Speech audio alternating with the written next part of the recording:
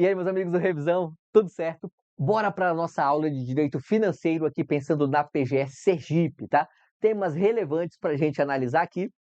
Já vamos começar pela Emenda Constitucional 126 de 2022 e as emendas parlamentares ao orçamento. Emenda parlamentar ao orçamento é um assunto sempre muito cobrado em concursos de procuradoria dentro de direito financeiro, né? A Emenda Constitucional 126 alterou alguns aspectos. Vamos analisar essas alterações e ver como ficaram as regras agora. Bacana? Olha só. Artigo 166, parágrafo 9º. Vamos ler, depois eu explico do início como se dá esse processo de formação da lei orçamentária até chegarmos às emendas parlamentares. Olha só. As emendas individuais ao projeto de lei orçamentária serão aprovadas no limite de 2% da receita corrente líquida do exercício anterior ao do encaminhamento do projeto, observado que a metade desse percentual será destinada a ações e serviços públicos de saúde. Tá. Como é feita a lei orçamentária? Bora lá.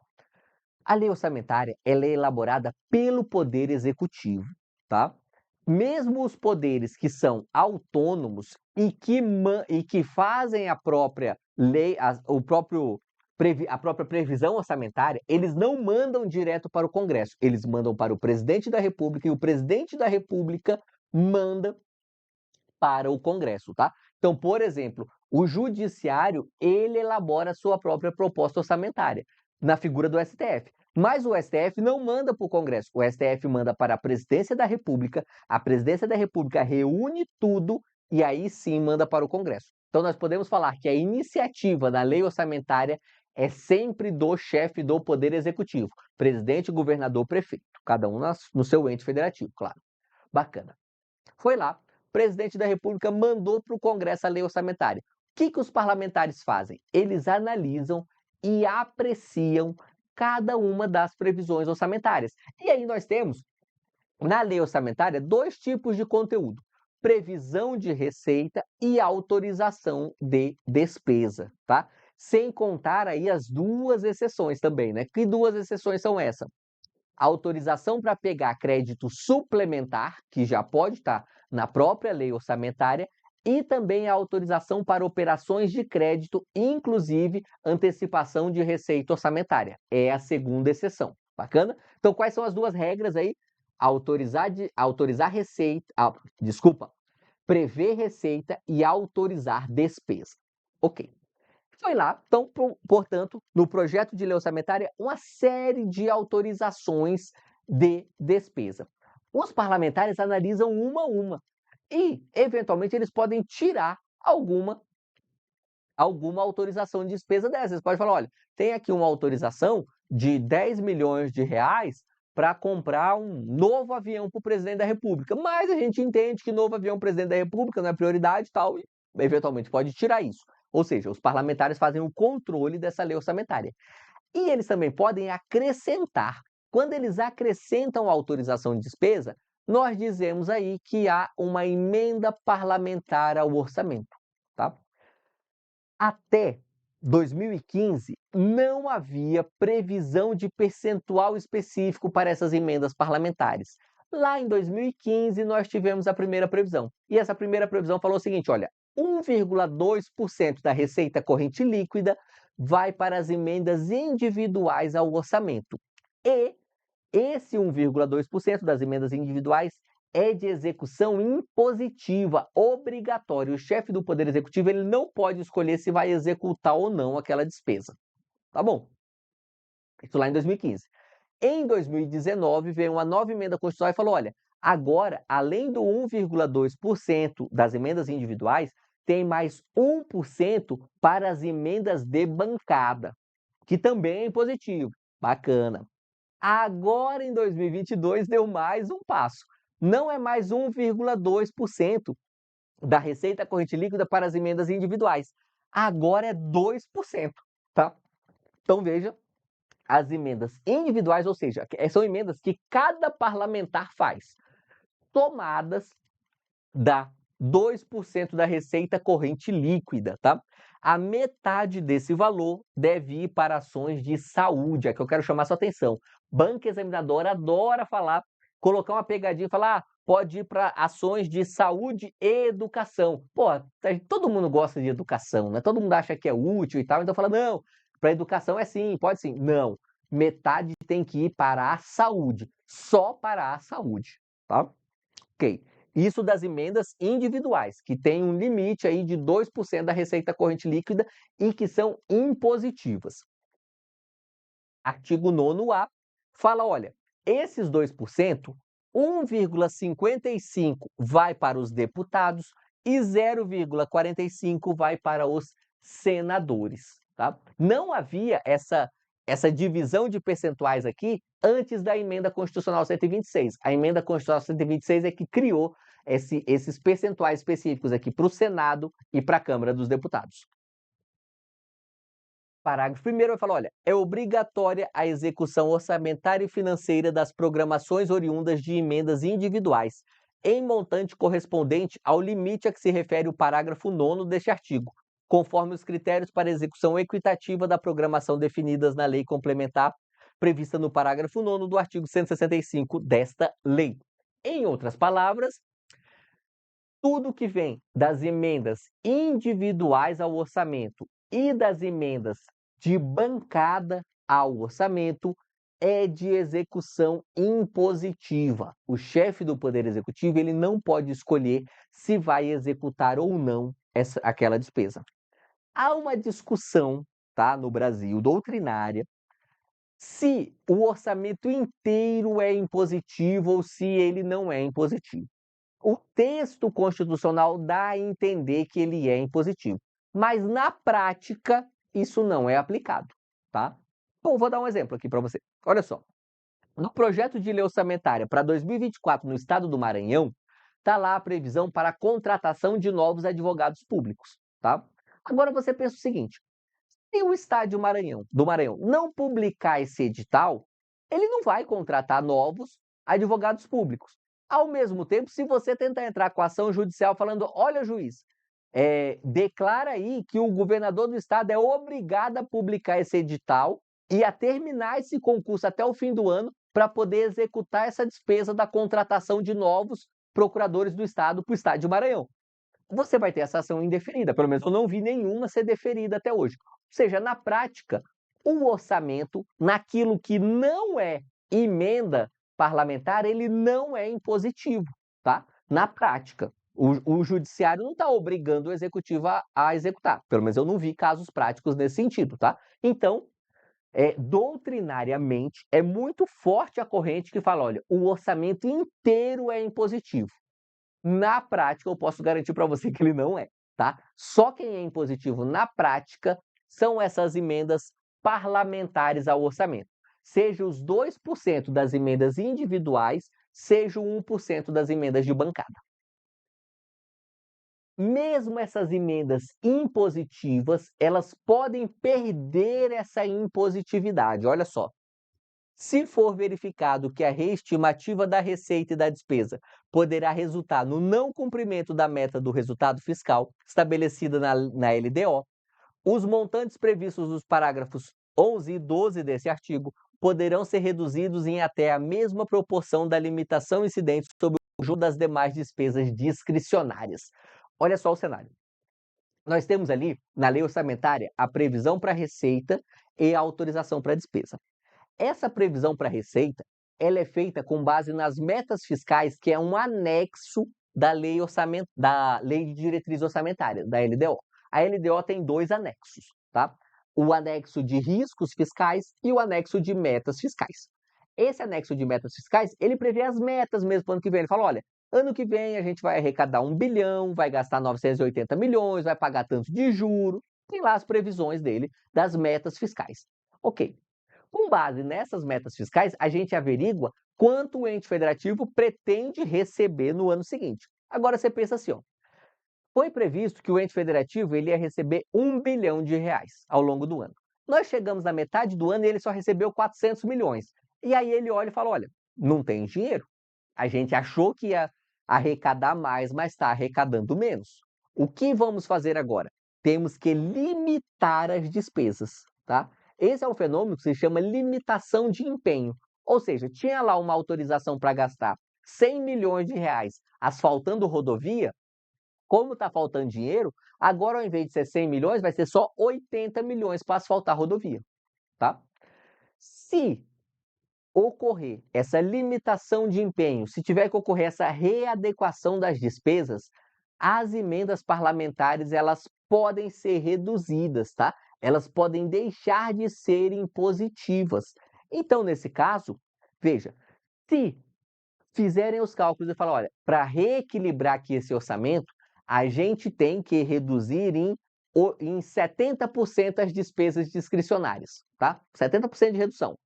Pode reduzir, portanto, as emendas parlamentares em 70%. O que não pode é reduzir as emendas parlamentares em um montante maior do que aquilo que está reduzindo das demais previsões da lei orçamentária, tá? Então, não pode, por exemplo, o governador do estado manter a execução daquelas autorizações de despesa que ele colocou na lei orçamentária e reduzir só a que os parlamentares colocaram, né? Isso não pode, tá? Então, pode reduzir as emendas parlamentares ao orçamento? Pode, desde que na mesma proporção que as demais despesas orçamentárias. Parágrafo 19. Considera-se equitativa a execução das programações de caráter obrigatório que observe critérios objetivos e imparciais e que atenda de forma igualitária e impessoal às emendas apresentadas independentemente da autoria. Ou seja, o executivo não pode escolher as emendas parlamentares só dos amigos do governo para executar. Ele é obrigado a executar as emendas de todos os parlamentares, mesmo daqueles da oposição, mesmo aqueles que são contra o governo, tá? Esse parágrafo 19, se a gente pensar no princípio da impessoalidade, ele seria até desnecessário. Mas se ele foi feito, acredite, é porque na prática era necessário. Vamos lá, mudando de assunto aqui, direito financeiro ainda, claro, né? Vamos falar de classificação das despesas conforme a Lei 4.320. Essa classificação é manjada, eu sei. Você já ouviu falar nela. Talvez você já tenha tenha visto eu falando nessa despesa. Mas o fato é, isso cai bastante em prova CESP. É bom você conhecer, você relembrar. E esse é um assunto facilmente esquecível. Então sempre vale relembrar antes da prova. Vamos lá. Classificação de despesas pela Lei 4.320. Nós temos dois grandes grupos de despesa no direito financeiro brasileiro, tá? Nós temos as despesas correntes e despesas de capital. Despesas correntes são aquelas para manter a máquina pública funcionando, tá? São as despesas do dia a dia. Aí nós temos as despesas de custeio, tá? A despesa de custeio é aquela que mantém a máquina pública funcionando e tem uma contrapartida para o poder público. Exemplo fácil: pagar o subsídio do procurador do estado de Sergipe. Todo mês, a administração pública vai lá e paga esse subsídio. E o procurador, por outro lado, está trabalhando em prol da administração pública. Comprar gasolina para as viaturas de polícia. A administração pública tem que ficar constantemente comprando combustível. Compra. O que ela recebe em contrapartida? Combustível para que as viaturas possam circular. Essa é a despesa de custeio. A transferência corrente, a administração pública gasta o recurso, mas não recebe nada de volta.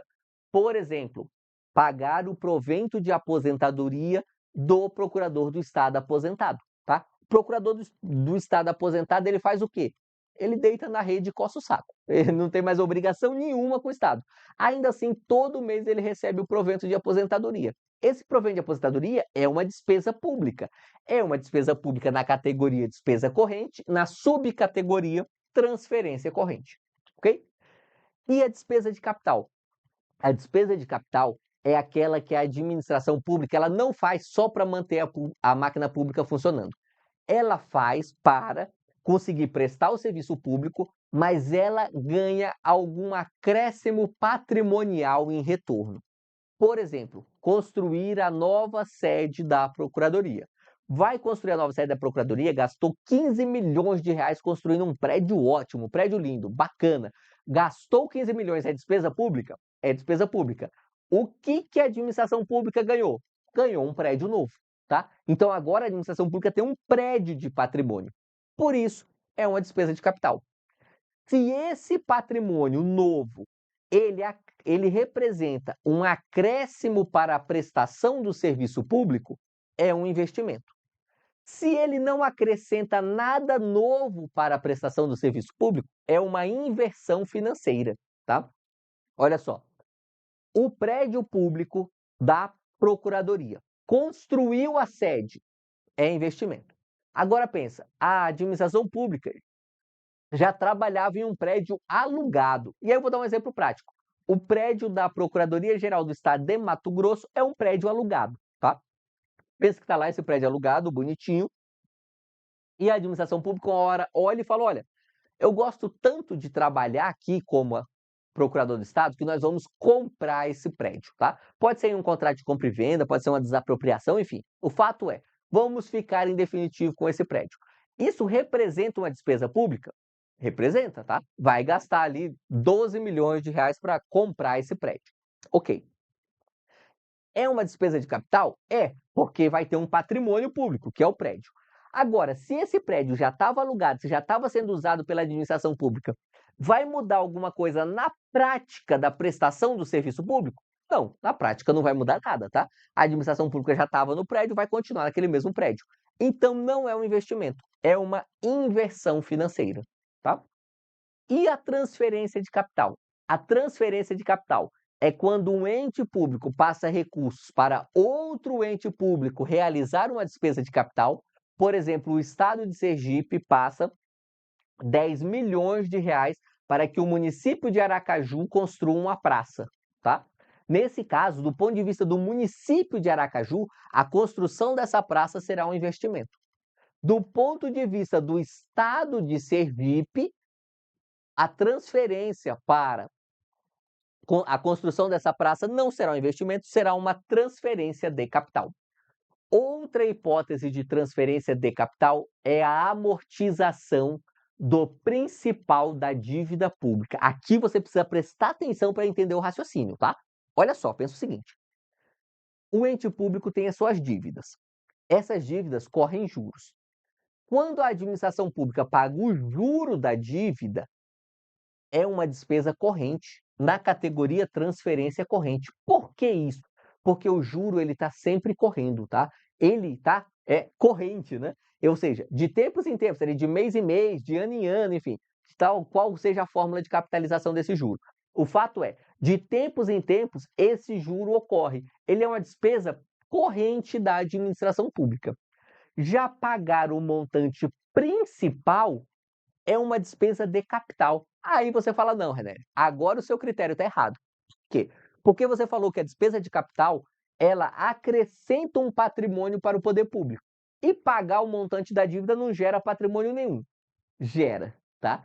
Por que que gera? Veja, é só contábil, mas contabilmente gera. Alguém que deve 1 milhão é mais pobre ou menos rico do que alguém que não tem dívida nenhuma, tá? Então, quando o poder público ele paga o principal da dívida, ele, abre aspas, enriqueceu, tá? Por não ter mais aquela dívida. Então, enriquecer é o quê? É ter um acréscimo patrimonial. Por isso que pagar o principal da dívida é despesa de capital. Já pagar os juros da dívida é despesa corrente. Beleza? Espero que você tenha entendido a lógica dessa diferença entre pagar o principal e pagar os juros, porque se você não entender essa lógica, você não vai conseguir memorizar, porque fica confuso. Mas entendendo a lógica, você consegue chegar lá na prova e marcar o X na alternativa certa. Beleza? A própria lei coloca, né, de forma não tão esquematizada assim, mas todos esses elementos que eu já expliquei para você aqui naquela tabela, tá? Então, a despesa de custeio tem contrapartida para o Estado e a transferência corrente não tem contrapartida para o ente federativo. E as despesas de capital são de 3 tipos, né? Investimento, exemplos que a própria lei traz: compra de imóveis e obras, aquisição de material permanente, aumento de capital de empresas sem caráter comercial, inversão financeira, compra de imóveis já em utilização e aumento de capital de empresa com caráter comercial ou financeiro. É muito difícil memorizar isso, eu reconheço, tá? Pô, o investimento é quando é um aumento de capital da empresa sem caráter comercial. A inversão financeira é quando é o aumento de capital da empresa com caráter comercial.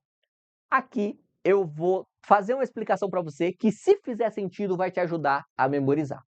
Olha só, pensa o seguinte: lá na tabela anterior eu falei o seguinte: investimento é quando? É quando nós temos um acréscimo na prestação do serviço público, tá? Por exemplo, construir um prédio novo para virar uma creche nova. Porra, aumentou o serviço público, bacana. A inversão financeira é quando, embora tenha um acréscimo patrimonial para o poder público, não enseja uma melhoria na prestação do serviço público. Por quê? Porque a creche já funcionava naquele prédio. Ele só passou de ser alugado para comprado. Na prática, deu na mesma, continuou tendo uma creche só.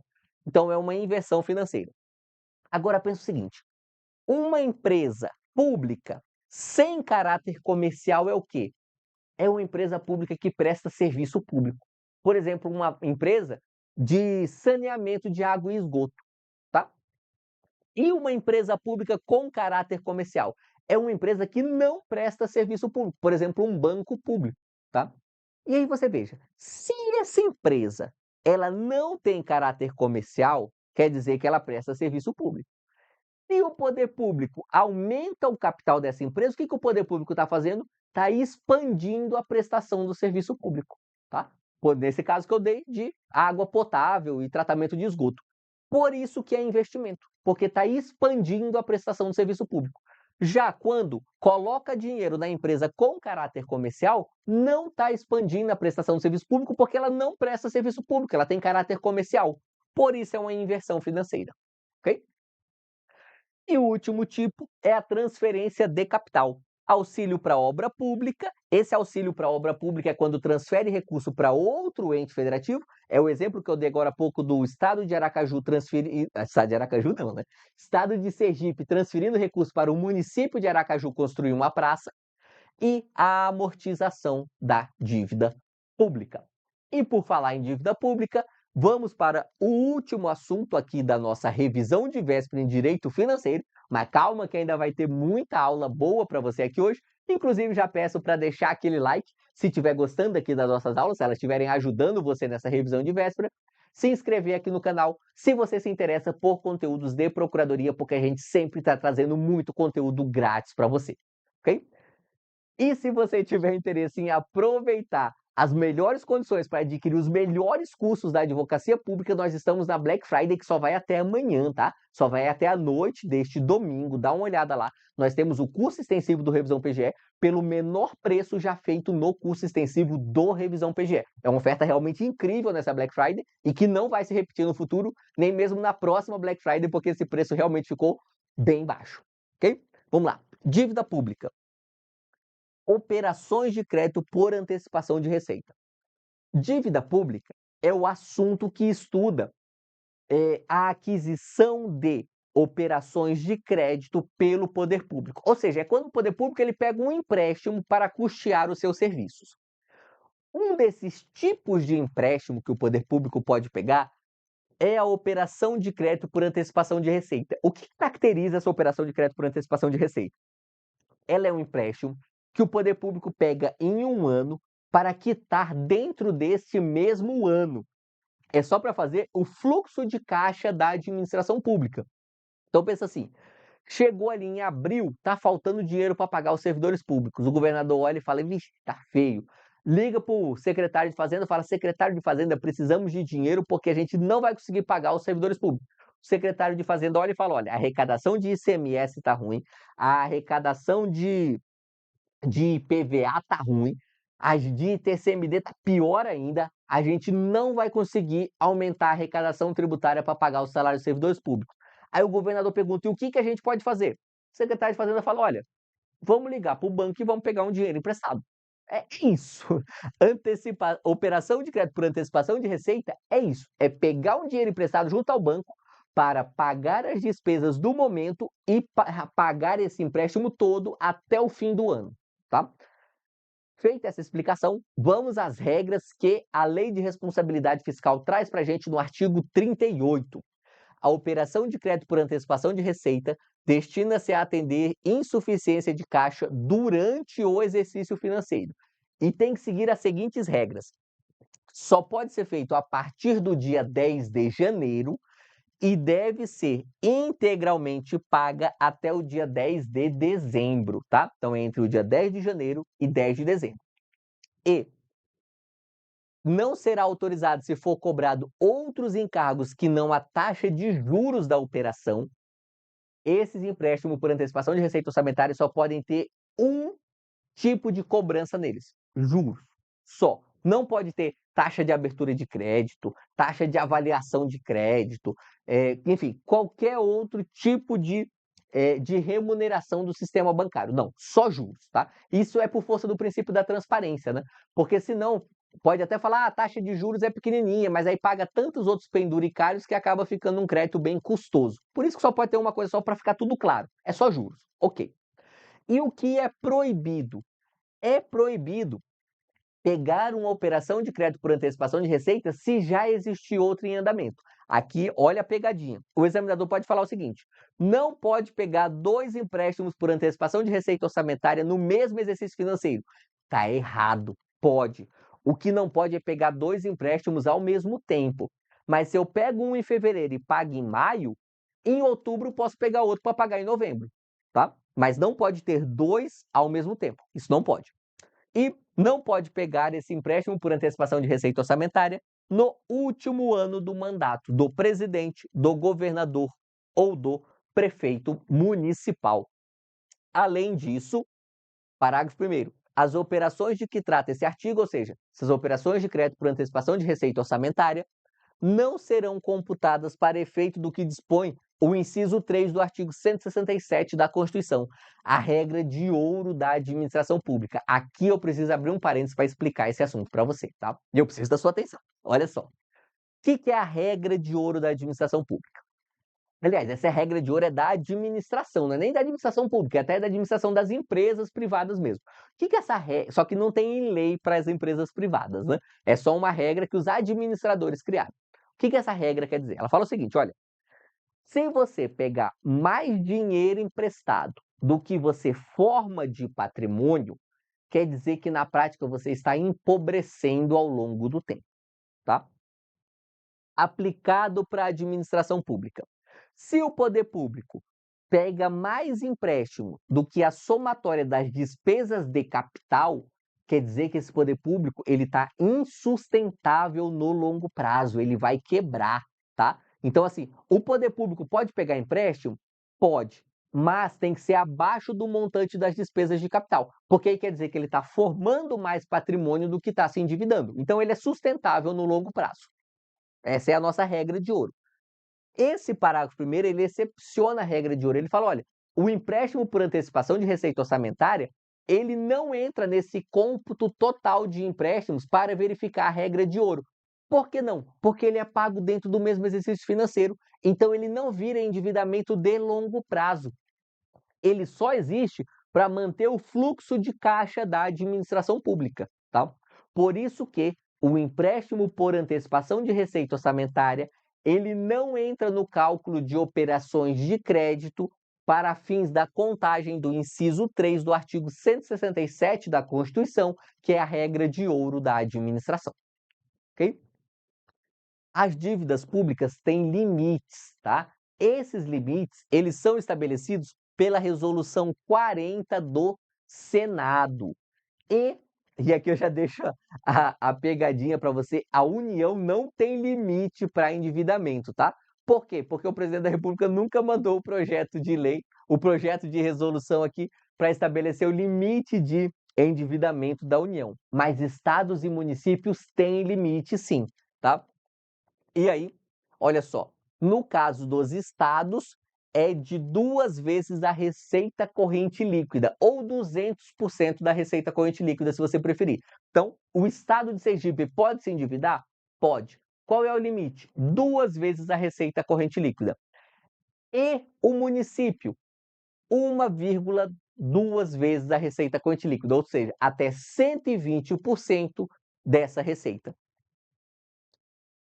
O parágrafo 4º do artigo 29 da LRF fala que, para verificação do atendimento ao limite de endividamento, A apuração do montante da dívida consolidada será efetuada ao final de cada quadrimestre, ou seja, você verifica 3 vezes por ano, tá? No final ali de abril, no final de agosto e no final de dezembro. Todos esses momentos, averigua a receita corrente líquida do ente federativo e vê o montante de dívida pública para ver se a dívida pública está dentro dos limites estabelecidos. E o parágrafo 7º fala que os precatórios judiciais não pagos durante a execução do orçamento em que houverem sido incluídos integram a dívida consolidada para fins de aplicação dos limites. Parênteses rapidinho, só para relembrar você do sistema de precatórios. Olha só, o que é o precatório? O precatório é um título da dívida de um determinado ente federativo que existe em razão de uma decisão judicial que condena o poder público a pagar determinado montante. Lembrando que só existe precatório em virtude de decisão judicial, tá? Não existe precatório em virtude de decisão administrativa. Ok, então foi lá e o Estado foi condenado a pagar R$500 mil para a Dona Maria. Inscreveu em precatório. Qual é o prazo para o Estado pagar o precatório da Dona Maria? Se o precatório foi inscrito até o dia 2 de abril, é até o fim do ano seguinte. Então, pensa o seguinte, foi inscrito um precatório agora em 10 de fevereiro de 2023. Então, tem até 31 de dezembro de 2024 para pagar esse precatório. Bacana. Agora, pense que, por outro lado, esse precatório não foi inscrito em 2 de abril. Ele foi inscrito no dia 18 de novembro, tá? 18 de novembro, ali sábado, hoje, foi inscrito o precatório. Bacana. Tem até, de 2023. Tem até quando para esse ente federativo pagar? Até 31 de dezembro de 2025, tá? Você pula um ano e vai para o seguinte, por isso que é 2025. Enquanto tiver nesse prazo constitucional, o valor desse precatório não conta ali dentro do limite de endividamento, tá? Por quê? Porque o ente federativo está no prazo para pagar. Então, não entra como dívida consolidada. Agora, chegou 31 de dezembro de 2024 ou 31 de dezembro de 2025, né? Depende se o precatório foi inscrito antes ou depois de 2 de abril. E o ente federativo não pagou, aí esse precatório entra dentro do cômputo dos limites da dívida pública e ele vai se somar às demais dívidas para atingir aquele percentual máximo ali de 200% da receita corrente líquida que um estado ou 120% que um município pode se endividar. Beleza, galera? É isso. Essa foi nossa revisão. Eu sei, foi bem rápida aqui, mas espero que tenha sido bem produtiva para você de direito financeiro. Peço para, se estiver gostando dessa nossa revisão de véspera, deixar o like. E agora, na sequência, vem mais uma série de aulas muito boas para você revisar muito assunto importante aqui para a PGE Sergipe. É isso aí e vamos juntos!